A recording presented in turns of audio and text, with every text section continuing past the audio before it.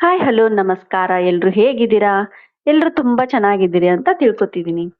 ಇವತ್ತಿನ ಟಾಪಿಕ್ ಬಂದ್ಬಿಟ್ಟು ಗೃಹಲಕ್ಷ್ಮಿಯ ಯೋಜನೆ. ಇದರ ಹೊಸ ಅಪ್ಡೇಟ್‌ನ ನಾನು ತಿಳಿಸ್ಕೊಡ್ತಾ ಇದ್ದೀನಿ. ಇವಾಗ ಸಭೆ ನಡೆದು ಬಂದಿರೋ ಮಾಹಿತಿ ಪ್ರಕಾರ ಫಲಾನುಭವಿಗಳು ಹೊಸ ಅಪ್ಲಿಕೇಶನ್ ಹಾಕುವ ಅವಶ್ಯಕತೆ ಇಲ್ಲ. ಮತ್ತೇನ್ ಮಾಡ್ಬೇಕು? ಮರುಪರಿಶೀಲನೆ ಮಾಡ್ತಿದ್ದಾರೆ. ಅಂದ್ರೆ ತುಂಬಾ ಜನ ಯಾರು ತೀರ್ಕೊಂಡಿದ್ದಾರೆ, ಆಮೇಲೆ ಯಾರು GST ಅದೆಲ್ಲ ತುಂಬ್ತಿದ್ದಾರೆ, ಅವರೆಲ್ಲ ಹಣ ತಗೊಳ್ತಿದ್ದಾರೆ. ಅದನ್ನೆಲ್ಲ ಫಿಲ್ಟರ್ ಮಾಡ್ಲಿಕ್ಕೋಸ್ಕರ ಪರಿಶೀಲನೆ ಕಡ್ಡಾಯವಾಗಿದೆ. ಯಾಕಂದ್ರೆ ಬೇರೆ ಅನ್ಯ ರಾಜ್ಯದವರಿಗೂ ಅಮೌಂಟ್ ಹೋಗ್ತಾ ಇದೆ. ಎಷ್ಟೋ ಜನರು ಬೇರೆ ರಾಜ್ಯದವರಿದ್ರು ಇಲ್ಲಿಂದ ಅದಕ್ಕೆ ಸೌಲಭ್ಯ ತಗೊಳ್ತಿದ್ದಾರೆ. ಅದನ್ನೆಲ್ಲ ಬಂದ್ ಮಾಡ್ಲಿಕ್ಕೆ ಇಲ್ಲಿ ಹೊಸ ಪರಿಶೀಲನೆ ತುಂಬಾ ಅವಶ್ಯಕ. ಮರುಪರಿಶೀಲನೆ ಅಂದ್ರೇನು? ಅಂದ್ರೆ ನೀವು ಇನ್ನಷ್ಟು ದಾಖಲಾತಿಗಳನ್ನ ಹೇಳಿದ್ದಾರೆ. ನೀವು ಹೇಗೆ ಅರ್ಜಿ ಹಾಕಿದಿರೋ ಅದಕ್ಕೆ ನಿಮ್ಮ ಹೊಸ ದಾಖಲಾತಿಗಳನ್ನ ಅಪ್ಡೇಟ್ ಮಾಡ್ಬೇಕು ಅಷ್ಟೇ. ಈಗ ತುಂಬಾ ಜನ ಯಾರು ತೀರ್ಕೊಂಡಿದ್ದಾರೆ, ಬೇರೆ ರಾಜ್ಯದಿಂದ ಬಂದವರೆಲ್ಲ ಹಣ ತಗೋತಿದ್ದಾರೆ. ಅದನ್ನೆಲ್ಲ ಬಂದ್ ಮಾಡ್ಬೇಕು ಅಂತ ಹೊಸ ಯೋಜನೆಯನ್ನ ಮಾಡಿದ್ದಾರೆ.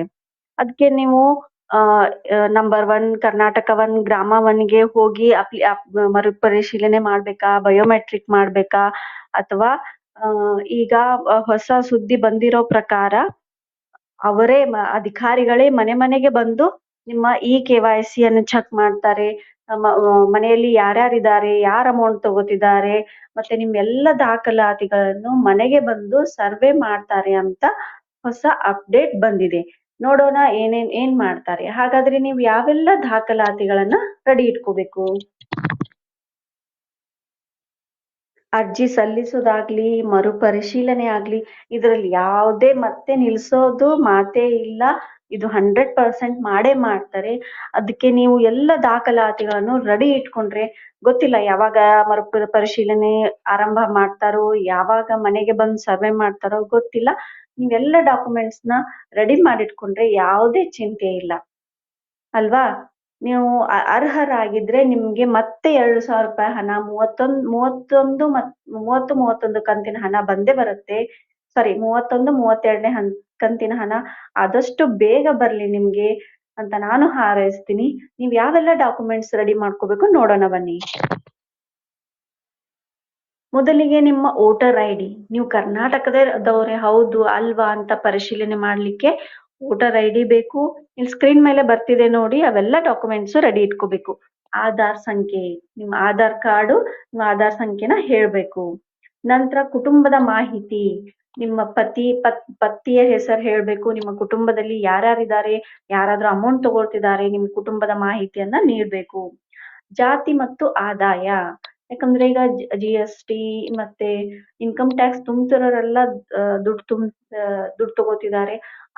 ಆ ಕಾರಣಕ್ಕೋಸ್ಕರ ಜಾತಿ ಮತ್ತು ಆದಾಯ ಪ್ರಮಾಣ ಪತ್ರನ ಕೇಳ್ತಿದ್ದಾರೆ.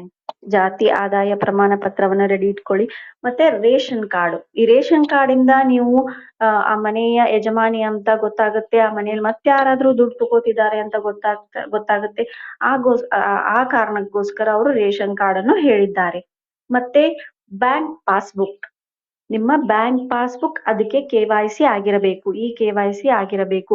ನಿಮ್ದು ಯಾವ ಫೋನ್ ಅನ್ನ ನೀವು ಇಲ್ಲಿ ಅಪ್ಲಿಕೇಶನ್ ಹಾಕ್ಲಿಕ್ಕೆ ಕೊಟ್ಟಿದ್ದೀರಾ, ಆ ಫೋನ್ ನಂಬರು ಅದಕ್ಕೆ ಲಿಂಕ್ ಆಗಿರ್ಬೇಕು. KYC ಆಗಿರಬೇಕು. ಮತ್ತೆ KYC ಅಪ್ಡೇಟ್ ಎಲ್ಲವನ್ನೂ ಚೆಕ್ ಮಾಡ್ತಾರೆ ಅವರು.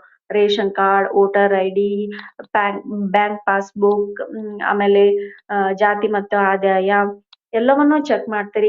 KYC ಮಾಡ್ತಾರೆ, ಮನೆಗೆ ಬಂದು ಪರಿಶೀಲನೆ ಮಾಡ್ತಾರೆ.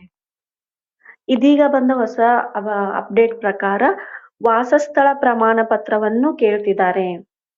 ಅದನ್ನು ರೆಡಿ ಇಟ್ಕೊಂಡ್ರೆ ತುಂಬಾ ಒಳ್ಳೇದು. ಇವೆಲ್ಲ ಡಾಕ್ಯುಮೆಂಟ್ಸ್ ನೀವು ರೆಡಿ ಇಟ್ಕೊಂಡ್ರೆ ಯಾವುದೇ ಚಿಂತೆ ಇಲ್ಲ. ನೀವು ಅರ್ಹರಾಗಿದ್ರೆ ನಿಮ್ಗೆ ಮುಂದಿನ ಕಂತಿನ ಹಣ ಆದಷ್ಟು ಬೇಗ ಬರುತ್ತೆ, ಆಯ್ತಾ? ಆಮೇಲೆ ಫೋನ್ ನಂಬರ್, ನೀವು ಯಾವ ಫೋನ್ ನಂಬರ್ನ ನಿಮ್ಮ ಆಧಾರ್ ಕಾರ್ಡ್ ಲಿಂಕ್ ಮಾಡಿದೀರಾ ಅದೇ ಫೋನ್ ನಂಬರ್ನ ಇಟ್ಕೋಬೇಕು. ಓಕೆ, ನೀವು ಮರುಪರಿಶೀಲನೆ ಆಗ್ಲಿ, ಮನೆಗೆ ಬಂದಾಗ ಅವ್ರು ಚೆಕ್ ಮಾಡಿದ್ರೆ ಆಗ್ಲಿ ಅದೇ ಫೋನ್ ನಂಬರ್ ಇರ್ಬೇಕು. ಯಾಕಂದ್ರೆ OTP ಆ ಕಾರಣಕ್ಕೋಸ್ಕರ ನೀವು ಮೊಬೈಲು ಮತ್ತೆ ಆ ಫೋನ್ ನಂಬರ್ನ ರೆಡಿ ಇಟ್ಕೋಬೇಕು. ಎಲ್ಲರಿಗೂ ಮಾಹಿತಿ ಇಷ್ಟ ಆಯ್ತು ಅಂತ ತಿಳ್ಕೊತೀನಿ. ಧನ್ಯವಾದಗಳು. ಎಲ್ಲರಿಗೂ ಭಗವಂತ ಒಳ್ಳೇದ್ ಮಾಡ್ಲಿ. ಓಂ ನಮೋ ಭಗವತೆ ವಾಸುದೇವಾಯ.